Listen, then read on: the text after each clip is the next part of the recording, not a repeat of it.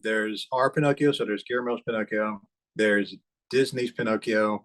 There's the Pinocchio that became a meme with Pauly Shore. Father, when can I leave to be on my own? I've got the whole world to see. You are too special, Pinocchio. Hey everybody, it's Jim of Anime Educated, and today we have a special guest, Hasani Walker, who is a concept artist and animator, and has been working on the new stop motion film by Guillermo Del Toro, Pinocchio. First of all, where are you from, and how did you get to Portland and to work on this feature film? I started out in Phoenix, Arizona, always trying to get into animation.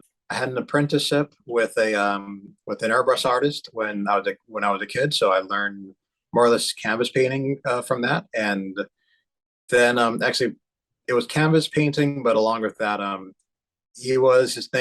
he's a Phoenix artist named Dave Lucero. He was really helpful in letting me explore different things because his studio was set up for airbrush art.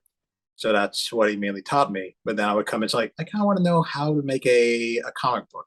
So it's like, okay, well, let's figure this out. So he helped me learn how to make, like, first a black and white comic book, then how to make a color comic book. And after that, I was like, well, I kind of want to try making a miniature set. So I was like, okay, well, let's figure out how to do that. So from him, I learned, like, okay, like, if I want to do something, there's definitely a way to do it. You just gotta just explore and just try things out. And after that, I attended the Art Institute of Phoenix, which I feel like I got into that school at a good time because the school, it's sort of known as like a paper mill sort of school, and it definitely was, and I think that's why it doesn't really exist anymore. But the thing about it in Phoenix was we had the Fox Animation Studio there. So there were people that were working at Anastasia and Titan AE, and then after Titan AE, the studio closed down. So you had a lot of Don Bluth style animators that were just in Phoenix with nowhere to go, and they went to the Art Institute. And that was the same time that I went to the Art Institute. So I started learning traditional animation from a lot of just Don Bluth style animators. So after that, then it was trying to get into animation after I graduated there. It was very difficult until I just started doing my own thing. I just started doing stop motion on my own, learning CG animation. And after I started posting just a lot of my work online and attending as many expos as I could, and that's when I finally started getting some notice from studios and actually getting recruiters contacting me. And my first job from Phoenix to Portland was actually on Missing Link. Leica was one of the places that first called. I mainly just sanded replacement faces for that. So I was kind of like sort of on the lowest tier of jobs, but I explored the studio a lot. Sorry, there's a kind of like a rambling story of how I got to Pinocchio. So I'll try to make it quick. But yeah, so I basically explored the studio. I talked to a lot of people. I brought in sculptures and things. And when that job was done, a friend from the studio, Miels, he went to go work on The Shivering Truth for Adult Swim at Saddam Hussein. And she remembered seeing my sculptures that I brought in at Leica. So she asked if I wanted to be a sculptor on that show. So I jumped to that. I worked on a television show for Adult Swim. And while working there were whispers that they were meeting with Guillermo, that he was starting up a project again. And people were saying, oh, it might just be Pinocchio. So I thought, like, okay, maybe I should stay in Portland for a while. And after The Shivering Truth was done, I think it was about maybe half a year or close to a year that they started gearing up for Pinocchio. And I got the call. They remembered me from Shivering Truth and from Leica, and I was asked to come on board and be a sculptor and puppet fabricator for Pinocchio. You have a website that people can see. It's HasaniStudios.com, where you'll see sculptures, you'll see sketches. There's digital paintings. There are comics that I made. There are some animations. When I'm working, I work on animation. When I'm bored, I work on animation. So my work is very easy to find online. You can just look up Hasani Walker. You'll most likely find me.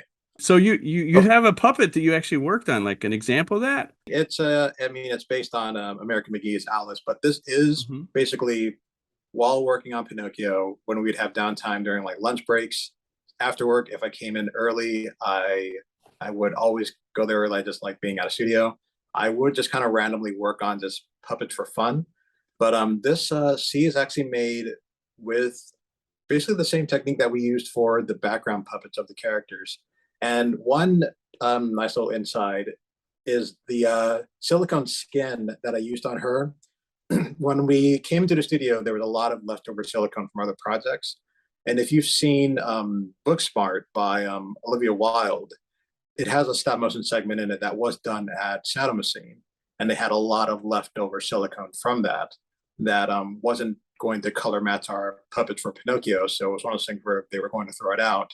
So they let me use it. So her skin is made with the same silicone from the film Booksmart. But yeah, it's just like the Pinocchio background puppets. It's a wire armature. It's it's a wire armature with a silicone baked over it, a foam body underneath so that it's very light, and a very simple tie down in her feet that is mainly just knurled nuts in there, which you can get at any kind of hardware store.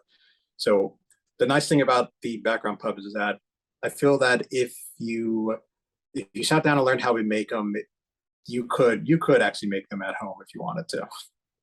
The eyes do get a little complicated though, so that's where you kind of hit a rough spot. We had a whole system on the eyes that does go into 3D printing for them.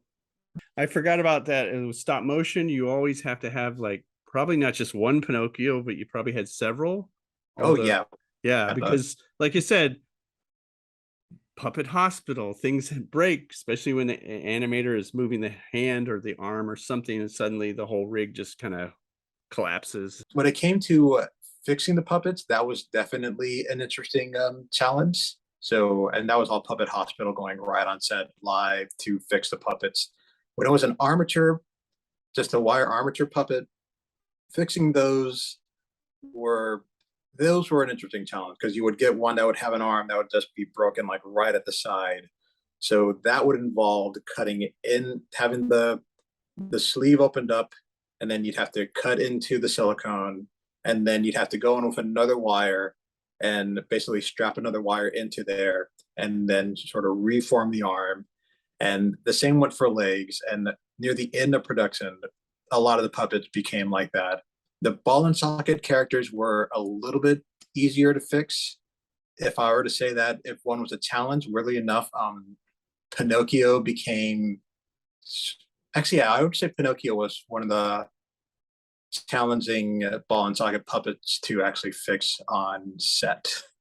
So how did you deal with stuff with the COVID? I mean, you were working during COVID time. How did that happen?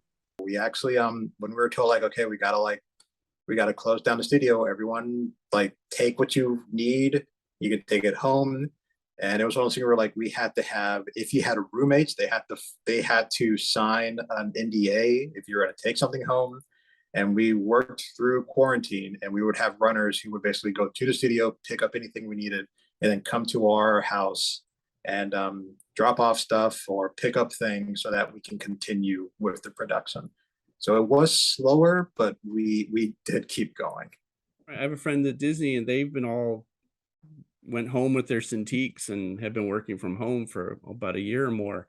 And now I think Disney's going, yeah, we could make more films if we didn't have a lot of people on, we can have them anywhere we want in the world and they can work. Yeah, we kind of had that option too. It was kind of interesting since, I mean, it's a stop motion film, so it's all like physical stuff. So there was a question of like, how is this going to work? But it was something where they let us take everything that we needed, so tools that we needed also, and we would basically, I mean, the things that I had to work on were wigs and shoes and faces for the background characters. So I would basically like sculpt out a wig for just like a hair for them, and then I would take like a turnaround photo, and then I'd have a meeting with supervisors, and they would take a look at it, and then if it got approval, then the photos would be sent out to the directors, and the directors, which were Guillermo, so it was Guillermo and Mark Gustafson.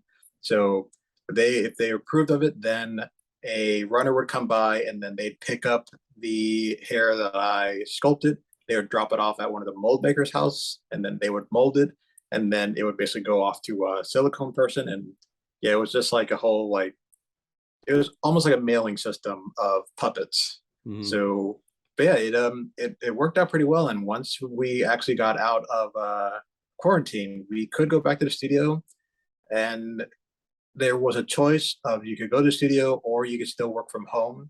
So we got that system going, and it all worked out better than I expected for a stop motion film. I really appreciate you, Hasani, coming on Anime Educated and letting us know like what a puppet fabricator does and what you've been doing and how you got into working on Pinocchio. And yeah, so thanks again for coming on Anime Educated. Oh yeah, absolutely.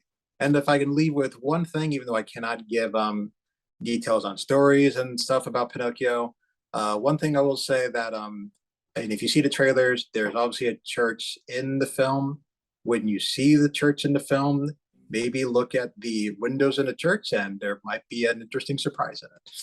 Oh, so a little Easter egg there, huh? Yes, Oh, okay. So there you go. Now we have to go see the movie on a big screen so we can see that church detail. So okay, absolutely. Yeah. there we go. All right. Well, great. Thanks again for coming on, and yeah, we'll talk later, I guess. So All right. Thank you for having me. Oh, what a day, what a day. well, I hope you enjoyed that interview with Hasani Walker, and get to see the new Netflix movie. Thank you, Netflix, for letting me show some of these clips. Yes, yeah, okay. I want to thank you all for watching. Have a great Thanksgiving. And if you'd like to subscribe, you can press that button right there. I have other things you can look at below. And here's a couple of videos that I did that you might be interested in.